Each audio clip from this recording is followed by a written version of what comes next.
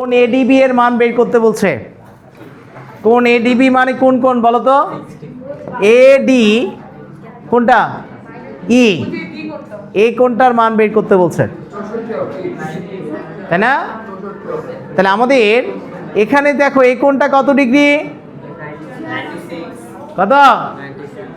96। আবার দেখো এখানে যে কোনটা দিয়েছে সেটা কত? 20 ডিগ্রি না? তাহলে তোমার জানা আছে এই কোনটা আর এই কোনটার যোগফল কত ডিগ্রি? 180 ডিগ্রি। আবার দেখো এই বাহুটাকে বর্ধিত করার ফলে এই ত্রিভুজটার এই বাহুটাকে বর্ধিত করার ফলে এই কোণটা তৈরি হয়েছে না? তাহলে এই কোণ আর এটাকে যদি এক্স ধরি, এক্স আর এটার যোগফল কত ডিগ্রি? এটা সমান না? যে কোনো বাহুকে বর্ধিত করলে উৎপন্ন বহিস্থ কোণ অপর দুই অন্তস্থ কোণের যোগফলের সমান, তাই কি না? তাহলে সে লজিক অনুযায়ী আগে এই কোণটা বের করব, এটা কার সমান হবে? এই কোণ আর এই কোণের যোগফলের সমান হবে, হবে কি না? তাহলে আমি যদি বলি x + 20 সমান সমান কি হবে বলো? 180 ডিগ্রি মাইনাস কত? -96। পারলেন? x = কত? বিয়োগ করলে কত আসে? 4 84 মাইনাস কত? 20। অতএব x = আসবে 64 ডিগ্রি। কত ডিগ্রি? 64 ডিগ্রি। কথা ক্লিয়ার? বুঝে গেছে? আমাদের জানা আছে এই বৃত্তে অন্তর্লিখিত চতুর্ভুজের বিপরীত কোণের যোগফল কত? 180 না? তাহলে এটা 96 হলে এটা কত হবে? এটা হবে 84। এখন আমাকে বের করতে বলছে কোন কোণ? এই কোণটা। তাহলে এটা একটা ত্রিভুজ না আব্বু? আমাদের এটা কি একটা ত্রিভুজ দেওয়া আছে না? এই ত্রিভুজের এই কোণটা 20 আর এই কোণটাকে আমি x ধরলাম, কারণ এই কোণটা আমাকে বের করতে হবে। তাহলে আমার এই বাহুটাকে বর্ধিত করার ফলে এই কোণটা কি বহিস্থ কোণ না? তাহলে একটা ত্রিভুজের যে কোনো বাহুকে বর্ধিত করলে উৎপন্ন বহিস্থ কোণ কার সমান? অপর দুই অন্তস্থ কোণের যোগফলের সমান না? আর সেখান থেকে আমরা পেয়েছি এটা 84। তাহলে এই কোণ আর এই কোণের যোগফল 84। তাহলে x মানে কত হবে? মাথায় মাথায় করা যাবে না? 84 মাইনাস কত? 20 মানে কত? 64। কত? 64। কথা ক্লিয়ার কিনা? তারপরে দেখি রয়ে আছে দেখতে পেলেন চিত্রে ও কেন্দ্র বিশিষ্ট বৃত্তে PQRS চতুর্ভুজটি অন্তর্লিখিত। PQRS চতুর্ভুজটি কি অন্তর্লিখিত? তাহলে তোমাকে SPQ এর মান বের করতে বলছে। SPQ এর মান কথা বলছো? SPQ এর মান কত হবে বলো? SPQ মানে কোনটা আগে বলো? SPQ এই কোনটা? তাহলে মনে রাখবা বৃত্তে অন্তর্লিখিত চতুর্ভুজ মানে কি? আমি যদি যে কোনো বাহুকে বর্ধিত করি এই বহিস্থ কোণটা কার সমান হবে? বিপরীত অন্তস্থ কোণের সমান। এই কোণ আর এই কোণের যোগফল কত? 180 না? আবার দেখো এই কোণ আর এই কোণটা যোগ করলে কত? 180, কারণ সরল কোণ হচ্ছে। তাহলে কি পাবা? এই কোণটা যত হবে এই পাশের এই কোণটাও কি অলওয়েজ তত হবে। মনে থাকবে? এই কোণটা কি হবে? বৃত্তে অন্তর্লিখিত চতুর্ভুজের ক্ষেত্রে কিন্তু এটা, অন্য কোনো জায়গায় না। সারা মনোযোগ দাও। তাহলে আমরা অলওয়েজ মনে রাখবো বৃত্তে অন্তর্লিখিত চতুর্ভুজের যে কোনো বাহুকে বর্ধিত করলে উৎপন্ন বহিস্থ কোণ কার সমান?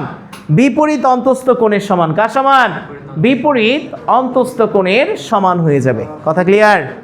তাহলে এটা 80 হলে এটা কত হইব? 80। কথা বুঝছো? আমি যদি এখন এটারে বর্ধিত করি এই কোণটা কত হইব? 100, কারণ এটা 80 হলে এটা কত? 100। তাহলে এটা 100 হলে এই কোণটা কত হবে? এটাও 100 ডিগ্রি হবে, কারণ এই বিপরীত এই দুইটার সম্পর্ক। কথা বোঝা গেছে কিনা? যে কোনো বাহুকে বর্ধিত করলে উৎপন্ন বহিস্থ কোণ কার সমান? বিপরীত অন্তস্থ কোণের সমান। কার সমান? বিপরীত অন্তস্থ কোণের সমান। বৃত্তে অন্তর্লিখিত সামান্তরিকটা কেমন হয়? বৃত্তে অন্তর্লিখিত সামান্তরিক আঁকা যায়? অলওয়েজ সেটা কি হয়ে যায়? সেটা আয়তক্ষেত্র হয়ে যায়। কথা মনে থাকবে? আমি যদি পরেরটা যাই, ও কেন্দ্র বিশিষ্ট বৃত্তের অন্তর্লিখিত ABCD চতুর্ভুজে AC এবং BD জ্যাদয় বৃত্তের অভ্যন্তরে P বিন্দুতে সমকোণে ছেদ করে। এবি এসি আর বিডি জ্যাদয় বৃত্তের অভ্যন্তরে কি কোণে ছেদ করে? পি বিন্দুতে সমকোণে ছেদ করে। এখন তোমাকে বলছে এই দুইটা কোণের যোগফল বের করে নিয়ে আসো। তাহলে দেখো আমরা যদি একটু একটা বৃত্ত নিয়ে নিই, মনোযোগ দিবা। এই বৃত্তের কেন্দ্র কি এটা না? তাহলে এবিসিডি একটা বৃত্তে অন্তর্লিখিত চতুর্ভুজ আছে। ওকে, এই চতুর্ভুজের মানে এটা একটা রম্বস, যখন 90 ডিগ্রি কোণে ছেদ করছে মানে কি একটা বর্গ হয়ে যাবে। কি হয়ে যাবে? একটা বর্গ, কারণ বর্গেরই কেবলমাত্র 90 ডিগ্রি কোণে ছেদ করবে, অন্য জায়গায় না। কথা বুঝছো? তাহলে এটা একটা বর্গ। যখনই এরকম এই দুটা কর্ণকে তুমি জোড়া লাগাবা তখন তারা 90 ডিগ্রি কোণে ছেদ করেছে, এ বি সিডি। ওকে, তাহলে এই কর্ণ দুটা কোথায় ছেদ করেছে? এই বিন্দুটাতে না? কত ডিগ্রি কোণে? 90 ডিগ্রি কোণে। কত ডিগ্রি কোণে? 90 ডিগ্রি কোণে। এই যে বলে দিয়েছে, অভ্যন্তরে পি বিন্দুতে 90 ডিগ্রি কোণে ছেদ করেছে। এখন কি বের করতে বলছে? এ পিবি। এ পিবি মানে কি? এই কোণ। আর কি? সিপিডি। সিপিডি এই কোণ কত হবে? 90 আর 90 যোগ করলে 180 ডিগ্রি হবে। অ্যান্সার কত? 180। কথা ক্লিয়ার? কারণ এই কোণ আর এই কোণটা কি? প্রত্যেকটা কোণ 90 ডিগ্রি না? এই কোণে বিপরীত কোণ এটা, তাহলে 90 আর 90 যোগ করা মানে কত? 180 ডিগ্রি হয়ে যাওয়া। কথা ক্লিয়ার কি না? বুঝতে পেরেছ? পরের লাইনে যাবা না? রম্বস আর রম্বস, বর্গ আর ঘুড়ি এই তিনটা 90 ডিগ্রি কোণে কর্ণদ্বয় ছেদ করে। আয়ত সামান্তরিক করে না, ওরা বিভিন্ন কোণে, মাপের উপর নির্ভর করবে। ঘুড়ি ঘুড়ি আচ্ছা খেয়াল করো, বৃত্তের কোনো একটি বিন্দুতে কয়টি স্পর্শক আঁকা যায়? ইম্পর্টেন্ট প্রশ্ন। একটা বৃত্তের একটা বিন্দুতে কয়টা স্পর্শক আঁকতে পারবা? জাতি কি বলে? হ্যাঁ, কয়টা? একটাই। একটা বৃত্ত আছে, মনোযোগ দিবা। এই একটা বৃত্ত আছে, তুমি স্পর্শক মানে কি মনে রাখো তো? স্পর্শক মানে কেন্দ্র এবং স্পর্শ বিন্দুগামী রেখাটা, লম্ব রেখাটাকে আমরা কি বলি? স্পর্শক বলি না? একটা বিন্দুতে তুমি 90 ডিগ্রি কোণে এই রেখার সাথে একটা রেখায় আঁকতে পারবা। কথা বুঝছো কি না? কারণ কোনো রেখা বৃত্তকে একটা মাত্র বিন্দুতে ছেদ করলে তাকে কি বলা হয়? স্পর্শক। আর একাধিক বিন্দুতে ছেদ করলে সেটা কি হয়? ছেদক। আর একটা বিন্দুতে কয়টা স্পর্শক আঁকা যাবে? একটাই স্পর্শক আঁকা যাবে। কথা ক্লিয়ার? কারণ একটা রেখা এটার সাথে 90 ডিগ্রি কোণ করে থাকবে। হ্যাঁ, স্পর্শক এই কেন্দ্রগামী রেখার সাথে 90 ডিগ্রি অঙ্কন করবে। তারপরে কি আছে দেখো, বৃত্তের বহিস্থ কোনো বিন্দু থেকে ওই বৃত্তে সর্বোচ্চ কয়টি স্পর্শক আঁকা যায়? কতবার আছে দেখছো? বৃত্তের বহিস্থ একটা বিন্দু থেকে একটা বৃত্তে সর্বোচ্চ 2টা স্পর্শক আঁকা যায়। কয়টা? এবং স্পর্শকগুলোর দৈর্ঘ্য কি হয়? সমান হয়। স্পর্শ বিন্দু থেকে ওই বিন্দুর দূরত্বগুলো কি হয়? সমান হয়। মনে থাকবে? প্রমাণ করেছি আমরা। তাহলে কয়টা স্পর্শক আঁকা যায়? 2টা। তারপরে কি আছে, একটা বর্গে অন্তর্লিখিত বৃত্তের কয়টি স্পর্শক আছে? একটা বর্গের পেটের মধ্যে অন্তর্লিখিত মানে কি? এখন বর্গের পেটে কে আছে? বর্গের পেটে বৃত্ত আছে, তাই কি না? তাহলে বর্গের পেটে যখনই বৃত্ত থাকবে তখন কয়টা স্পর্শক থাকবে? 4টা স্পর্শক থাকবে। কয়টা? 4টা স্পর্শক থাকবে। কথা বুঝছস কিনা?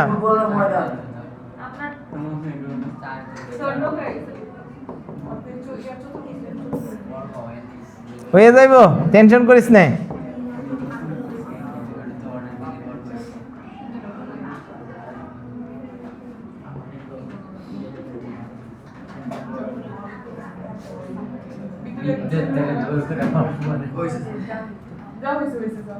হয়ে গেছে। এই একটা বৃত্ত আছে, বৃত্তে অন্তর্লিখিত বর্গ আছে কয়টা বলো? স্পর্শক আছে এই একটা স্পর্শক, এই পাশে একটা স্পর্শক, এই পাশে একটা স্পর্শক, এই পাশে একটা স্পর্শক। তাহলে বর্গে অন্তর্লিখিত বৃত্তে কয়টা স্পর্শক থাকবে? সবাই বলতে হবে কয়টা? 4টা। মনে থাকবে?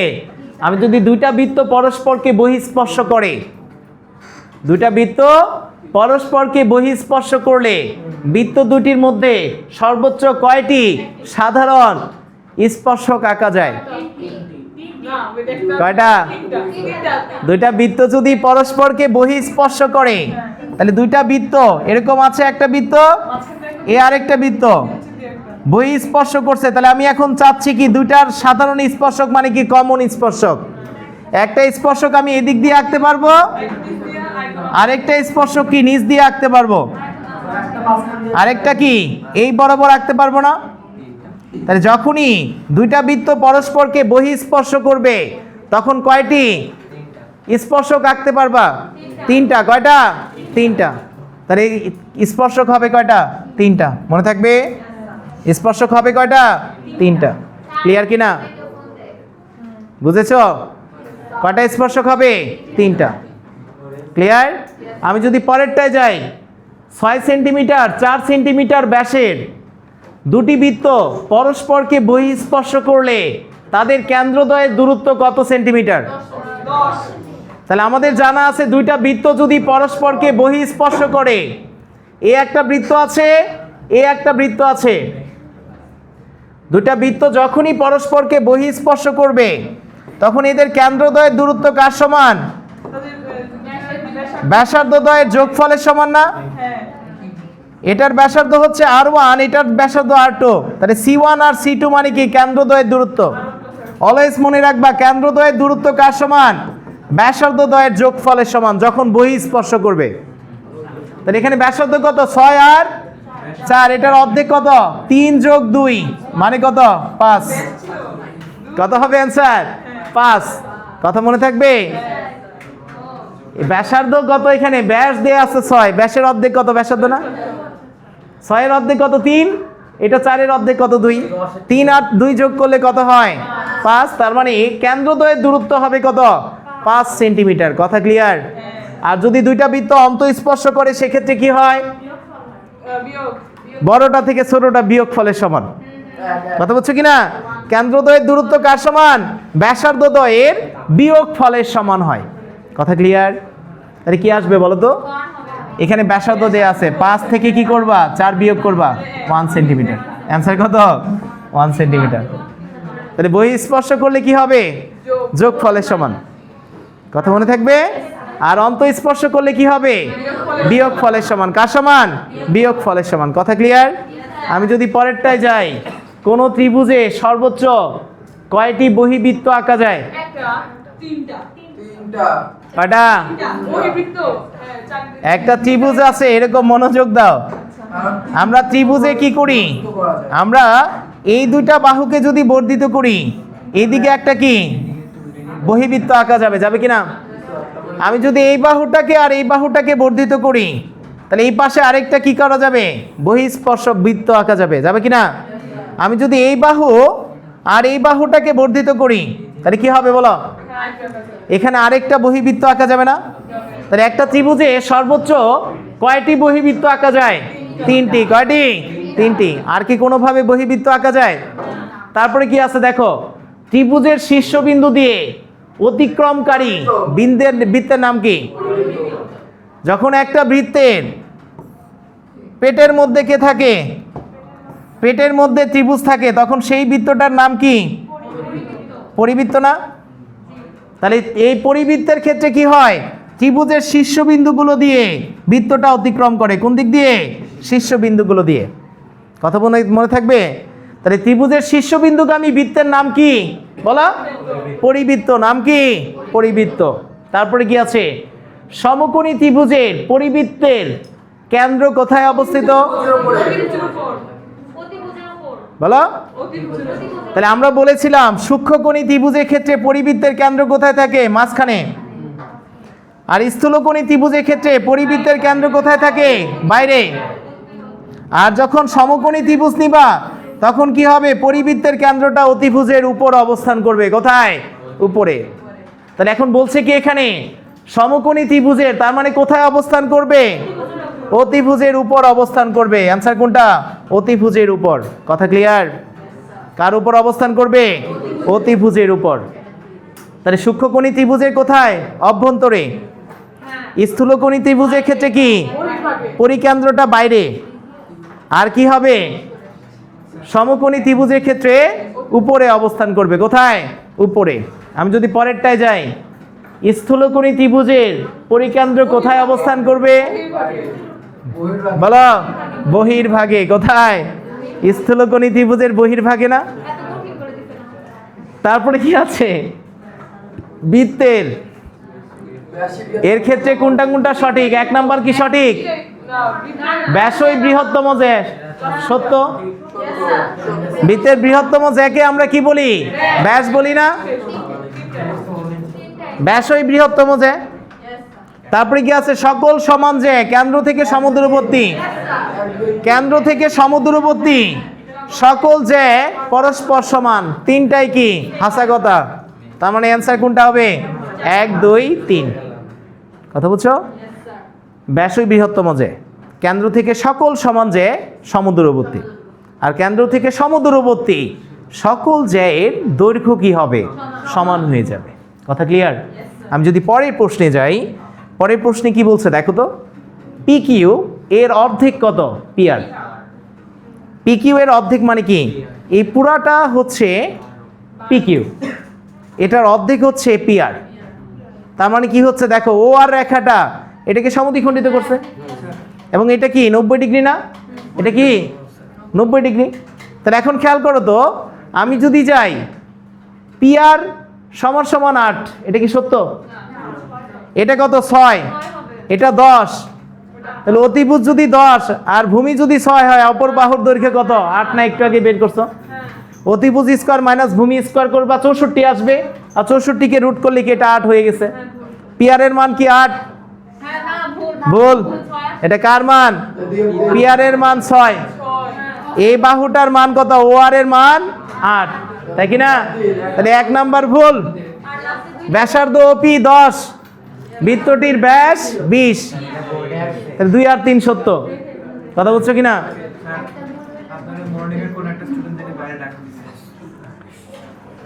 বন্ধ কর।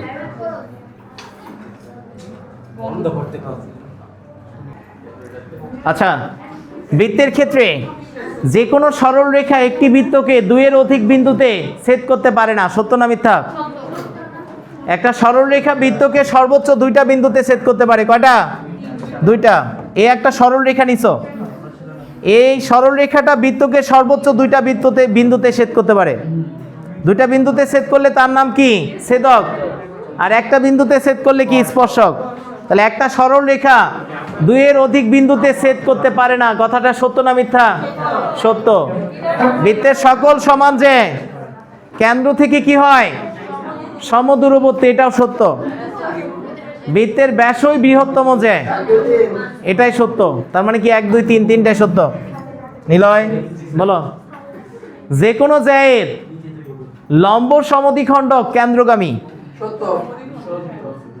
অলওয়েজ যে কোনো জ্যায়ের উপর যদি তুমি লম্ব আঁকো, এই লম্বটা কোন দিক দিয়ে যাবে? অলওয়েজ যে কোনো জ্যায়ের উপর লম্ব আঁকলে এই লম্ব দ্বিখণ্ডকটা সব সময় বৃত্তের কেন্দ্র দিয়ে যাবে। কথা বুঝছো কিনা?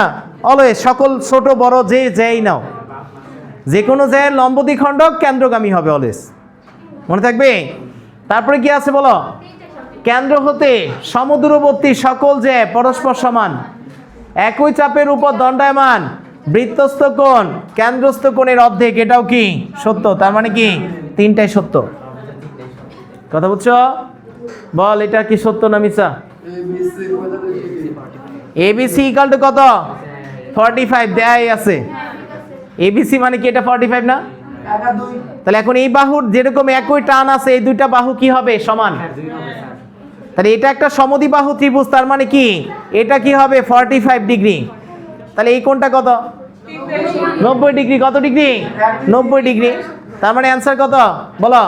কোণ এবিসি সমান সমান 45, কোণ এ ইকুয়াল টু কত? 90 ডিগ্রি। আর এ বেডি মানে কত? এই কোণ। তাহলে এই কোণটা কত হবে? 180 মাইনাস কত? 45 ডিগ্রি। একই তো কথা। এই পুরা কোণটা কত? 180। এটা 45 জানা আছে, এটা কত হইব? কত আসবে? 135 ডিগ্রি। তার মানে অ্যান্সার কোনটা? অ্যান্সার হবে 135 ডিগ্রি। পরেরটা যাও, Comilla board. BOE equal to কোণ OAB। তাহলে BOE BOE মানে কি এই কোণটা না? এই কোণটা কার সমান? 2 ইন্টু এটার সমান, আমরা প্রমাণের সমান দেখেছিলাম, তাই কি না? আবার এই পাশের এই কোণটা কার সমান? 2 ইন্টু এটার সমান ছিল কি না? এখন খেয়াল করো, DOE মানে কোনটা বলো তো? DOE এই কোণ না? তাহলে দেখো এই ত্রিভুজটার আমি যদি যাই, এই বাহুটাকে বর্ধিত করেছি, তাহলে উৎপন্ন বহিস্থ কোণ কার সমান? এই কোণ আর এই কোণের সমান না যোগফলের? তাহলে এটাও সত্য, কারণ এই কোণ মানে কি DAO বা OAD, এই কোণটা মানে কি ODA, তাহলে কি সমান হচ্ছে না এই দুটার যোগফলের? আর লাস্টেরটা কি বলছে? কোণ BOD ইকুয়াল টু হাফ কোণ BAD। কোণ BOD মানে কি এটা না? এটার অর্ধেক হয়ে গেছে, কি সত্য? এটার দ্বিগুণ হবে অলওয়েজ এটা, তার মানে কি অ্যান্সার হবে 1 আর 2। এটা মিছা কথা কইছে। তারপরে যা, ও কেন্দ্র বিশিষ্ট ABC চতুর্ভুজের বৃত্তস্থ চতুর্ভুজের কোণ FBC বহিস্থ কোণ হলে, বৃত্তস্থ চতুর্ভুজের FBC এই কোণটা কি? একটা বহিস্থ কোণ। তাহলে এই বহিস্থ কোণটা কার সমান বলো তো? এই কোণটার এটার বিপরীত কোণ কোনটা? এই কোণটা না? দেখো এটা একটা বৃত্তে অন্তর্লিখিত চতুর্ভুজ, তাই কি না? তাহলে এখন এই বাহুটাকে বর্ধিত করছো, তাহলে উৎপন্ন বহিস্থ কোণ কার সমান? বিপরীত অন্তস্থ কোণের সমান না? বিপরীত অন্তস্থ কোণের সমান কি না? তার মানে এখান থেকে পাবা এই কোণটা কার সমান? এই কোণটার সমান। কথা বুঝছো? কারণ এই কোণটার বিপরীত কোণ কোনটা? এটা না? আর এই দুটার যোগফল কত? 180। তাহলে এটার সাথে এটা যোগ করলেও 180, এটা যোগ করলেও 180, তার মানে আলটিমেটলি কি এই দুটা সমান? এই দুটা কি সমান? তারপরে কি আছে বলো? COG মানে কোনটাকে বুঝায় বলো? COG মানে কি এই কোণ না? সমান সমান কি হবে বলো? OBC মানে কোনটা? OBC এই কোণ, তাই না? আর কি বলেছে? যোগ OCB, যোগ কোনটা? OCB। তাহলে খেয়াল করো, আমি যদি আবার এই জিনিসটাকে বোঝার ট্রাই করি, এটা একটা ত্রিভুজ না? এই ত্রিভুজটার এই বাহুটাকে বর্ধিত করলাম, তাহলে উৎপন্ন বহিস্থ কোণ কার সমান? এই কোণ আর এই কোণের যোগফলের সমান না? এই ত্রিভুজের কি উৎপন্ন বহিস্থ কোণ কার সমান? অপর দুই অন্তস্থ কোণের যোগফলের সমান। তাহলে কি হবে?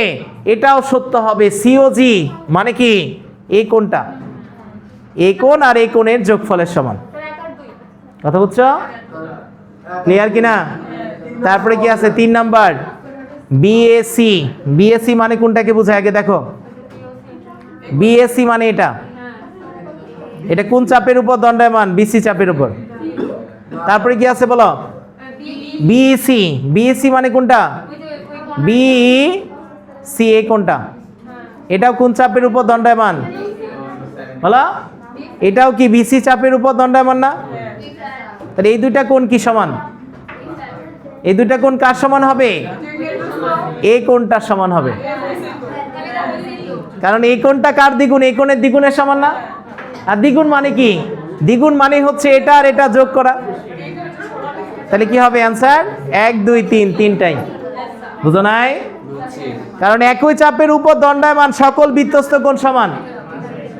আবার একই চাপের উপর দণ্ডায়মান কেন্দ্রস্থ কোণ কার দ্বিগুণ? বৃত্তস্থ কোণের দ্বিগুণের সমান না? কার সমান? বৃত্তস্থ কোণের দ্বিগুণের সমান। তাহলে এই কোণ আর এই কোণ যোগ করা মানে কি? এটার দ্বিগুণ হওয়া। তাহলে এটার দ্বিগুণ মানে কি? কোণ BOC না? কত? কোণ BOC। বোঝা যাচ্ছে? হ্যাঁ। তারপরে কি আছে বলো? বৃত্তের দিলি ক্লাসটারে ধ্বংস করলে তুই।